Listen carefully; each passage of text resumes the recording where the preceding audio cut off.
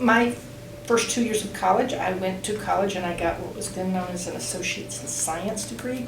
A good friend of mine was going to take an accounting class, so she convinced me to take the accounting class instead. So I said, fine. And I really fell in love with it. It spoke to a lot of things that I think are valuable. I finished my 2 years and got my Associate's in Science degree. I worked a couple of jobs.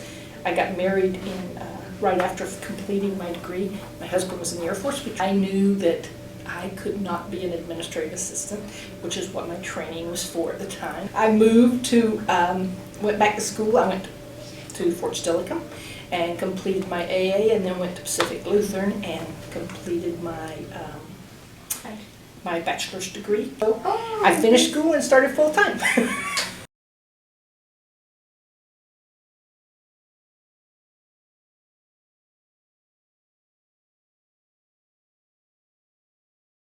Sometimes you have to work a little harder to prove yourself, but what I have found, at least in talking to people I know who are not in higher ed, at least you may have to work a little harder, but eventually people do accept that it's okay, you're not a guy and that's okay. Mm-hmm. And you still are knowledgeable and you have value, and I think that's really important.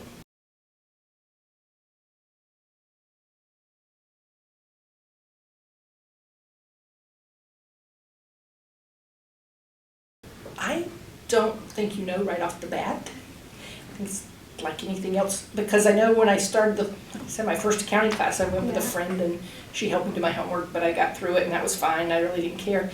And then when I took the second class, it was really funny because I went in and sat down for my final, ready to take my final in the second class, and the prof walks over and he says, "Well, why are you here?" And I said, "It's the day to take my final. Why would I leave?" He said, "Well, you've got an A. You don't have to take the final if you don't want to." He said, "But if you want to stay," I said, "No, it's okay. I'm out of here." But it was, so I thought, boy, I really did like the class. And the more I thought about it, it speaks to a lot of things that I still fall back to anytime there's a problem. I want logic, and I want something that's concrete. And it does that. It's very much concrete and logical. I think you know that something is your passion when you value it. I always say, as long as I want to come to work more days than I don't want to come to work, this is a great place to be. And I've got to say, it's still a great place to be. And I love what I do, but what's really important is who you do it with, too.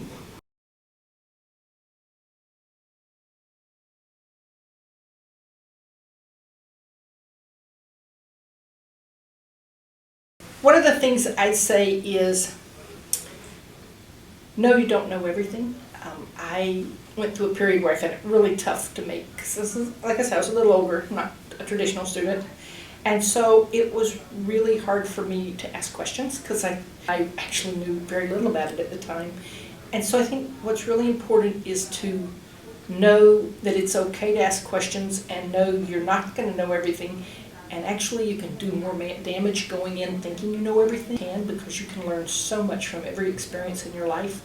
And I know a lot of people go in thinking, oh, you know, I've had my first accounting class or my first whatever class, finance, you know, even English, I've had my first class, so I get the second one and I'm supposed to know everything. And that's just not the way the world works. We're learning every day, but I think it was really important to learn to ask questions.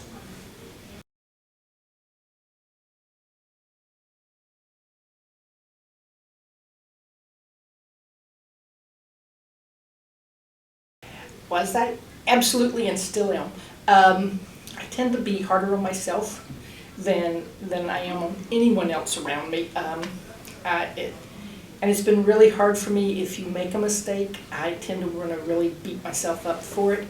And what we have, I hear a lot, and from people that I really value as a leader, one of the things they have said is, the past is the past. All you can do is learn from it and move on.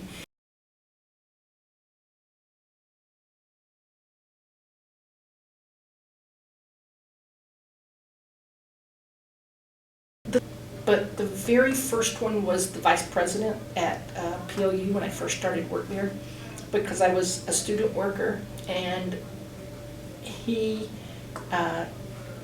really would seek me out and he would talk to me, and not like I was a peon, but like I was somebody that could carry on a valuable conversation. delightful man. And so I listened to him a lot and I learned a lot from him. And then when I became a permanent employee, there was him and then there was 2 supervisors between me and him. But he would come over and talk to me. We'd talk about budgets and how to do budgets and how to plan budgets. And his ethics were amazing. Most ethical man I ever met. He wanted to make absolutely certain everything was above board.